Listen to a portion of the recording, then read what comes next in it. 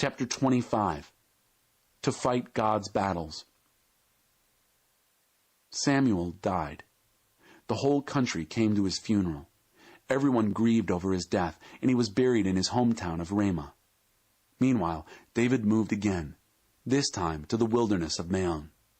There was a certain man in Maon who carried on his business in the region of Carmel. He was very prosperous, 3,000 sheep and 1,000 goats.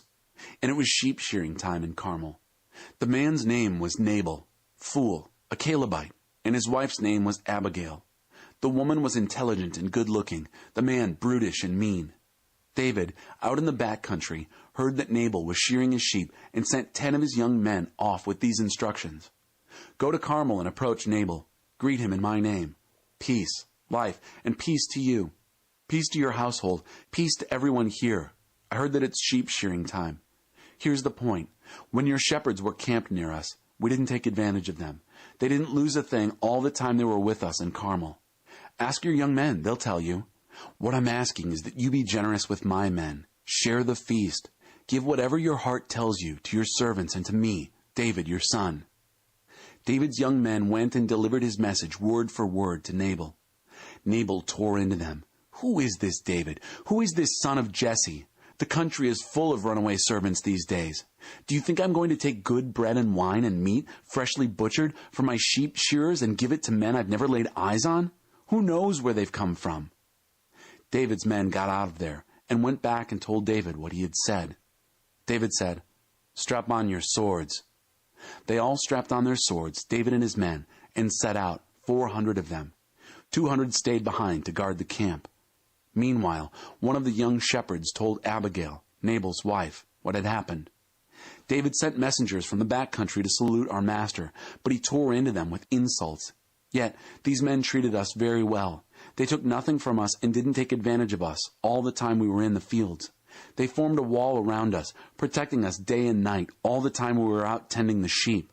Do something quickly because big trouble is ahead for our master and all of us. Nobody can talk to him. He's impossible, a real brute. Abigail flew into action. She took 200 loaves of bread, 2 skins of wine, 5 sheep dressed out and ready for cooking, a bushel of roasted grain, 100 raisin cakes, and 200 fig cakes, and she had it all loaded on some donkeys. Then she said to her young servants, "Go ahead and pave the way for me. I'm right behind you." But she said nothing to her husband Nabal. As she was riding her donkey, descending into a ravine, David and his men were descending from the other end, so they met there on the road. David had just said, "That sure was a waste, guarding everything this man had out in the wild so that nothing he had was lost, and now he rewards me with insults?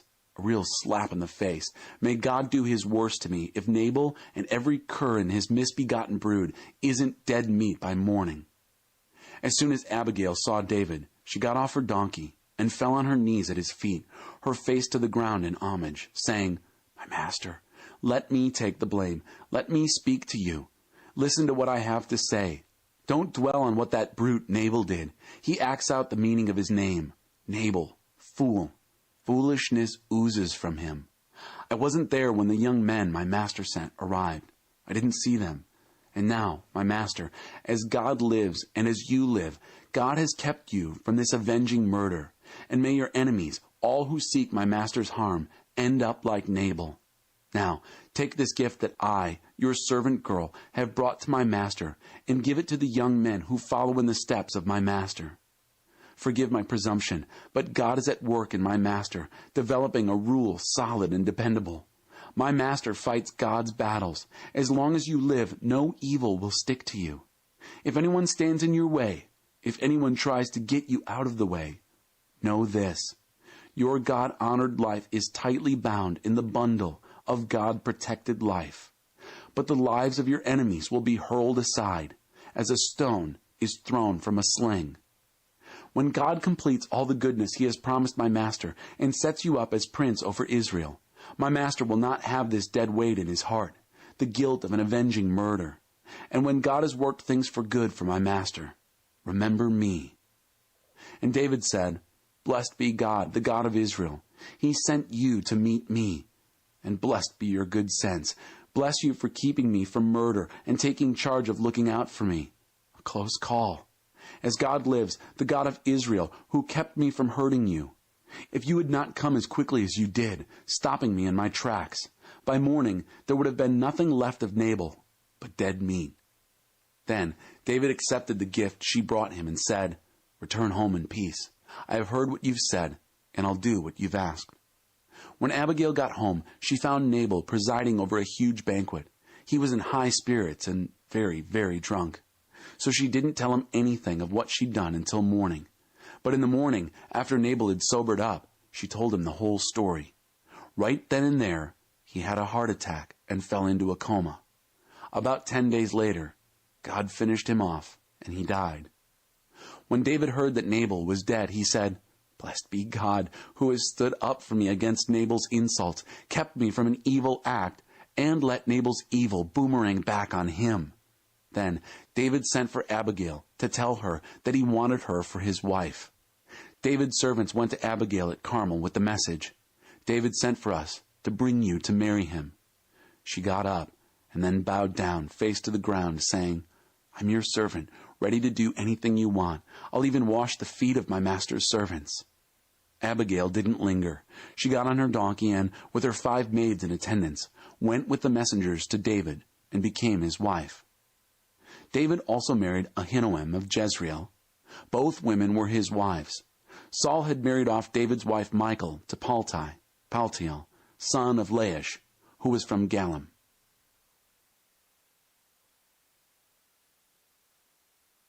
Chapter 26. Obsessed with a single flea. Some Ziphites came to Saul at Gibeah and said, "Did you know that David is hiding out on the Hakilah hill just opposite Jeshimon?" Saul was on his feet in a minute and on his way to the wilderness of Ziph, taking 3,000 of his best men, the pick of the crop, to hunt for David in that wild desert. He camped just off the road at the Hakilah hill, opposite Jeshimon. David, still out in the back country, knew Saul had come after him. He sent scouts to determine his precise location. Then David set out and came to the place where Saul had set up camp and saw for himself where Saul and Abner, son of Ner, his general, were staying. Saul was safely inside the camp, encircled by the army. Taking charge, David spoke to Ahimelech the Hittite and to Abishai, son of Zeruiah, Joab's brother. "Who will go down with me and enter Saul's camp?" Abishai whispered, "I'll go with you." So David and Abishai entered the encampment by night, and there he was, Saul, stretched out asleep at the center of the camp, his spear stuck in the ground near his head, with Abner and the troops sound asleep on all sides. Abishai said, "This is the moment. God has put your enemy in your grasp. Let me nail him to the ground with his spear. One hit will do it, believe me. I won't need a second." But David said to Abishai, "Don't you dare hurt him. Who could lay a hand on God's anointed and even think of getting away with it?" He went on, "As God lives, either God will strike him, or his time will come and he'll die in bed, or he'll fall in battle, but God forbid that I should lay a finger on God's anointed. Now, grab the spear at his head and the water jug, and let's get out of here." David took the spear and water jug that were right beside Saul's head, and they slipped away. Not a soul saw. Not a soul knew. No one woke up. They all slept through the whole thing. A blanket of deep sleep from God had fallen on them. Then David went across to the opposite hill and stood far away on the top of the mountain. With this safe distance between them, he shouted across to the army and Abner, son of Ner, "Hey, Abner, how long do I have to wait for you to wake up and answer me?" Abner said, "Who's calling?" "Aren't you in charge there?" said David. "Why aren't you minding the store? Why weren't you standing guard over your master, the king, when a soldier came to kill the king, your master? Bad form. As God lives, your life should be forfeit, you and the entire bodyguard. Look what I have. The king's spear and water jug that were right beside his head." By now, Saul had recognized David's voice and said, "Is that you, my son, David?" David said, "Yes, it's me, O king, my master. Why are you after me, hunting me down? What have I done? What crime have I committed? Oh, my master, my king, listen to this from your servant. If God has stirred you up against me, then I gladly offer my life as a sacrifice. But if it's men who have done it, let them be banished from God's presence. They've expelled me from my rightful place in God's heritage, sneering, "Out of here. Go get a job with some other god." But you're not getting rid of me that easily. You'll not separate me from God in life or death. The absurdity. The king of Israel, obsessed with a single flea, hunting me down, a mere partridge, out in the hills. Saul confessed, "I've sinned. Oh, come back, my dear son David. I won't hurt you anymore. You've honored me this day, treating my life as most precious. And I've acted the fool, a moral dunce, a real clown." David answered, "See what I have here? The king's spear. Let one of your servants come and get it. It's God's business to decide what to do with each of us in regard to what's right and who's loyal. God put your life in my hands today, but I wasn't willing to lift a finger against God's anointed. Just as I honored your life today, may God honor my life and rescue me from all trouble." Saul said to David, "Bless you, dear son David. Yes, do what you have to do. And yes, succeed in all you attempt."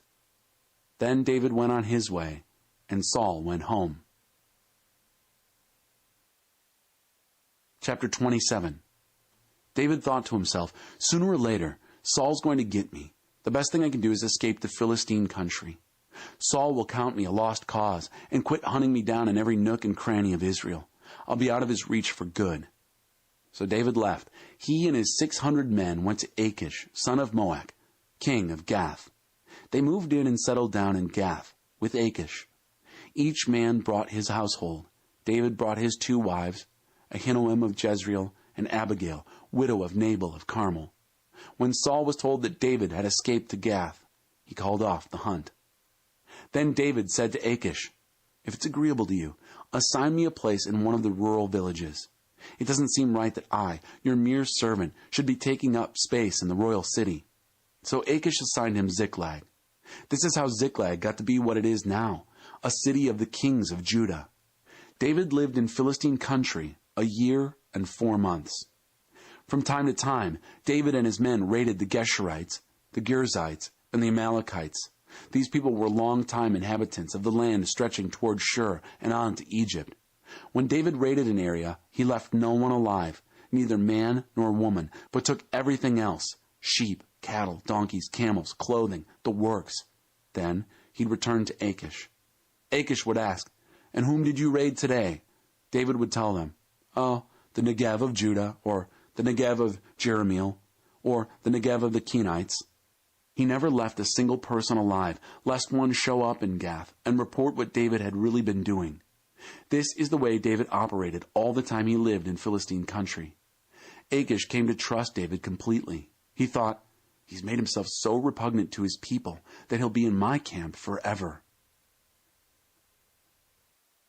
Chapter 28. During this time, the Philistines mustered their troops to make war on Israel. Achish said to David, "You can count on this. Your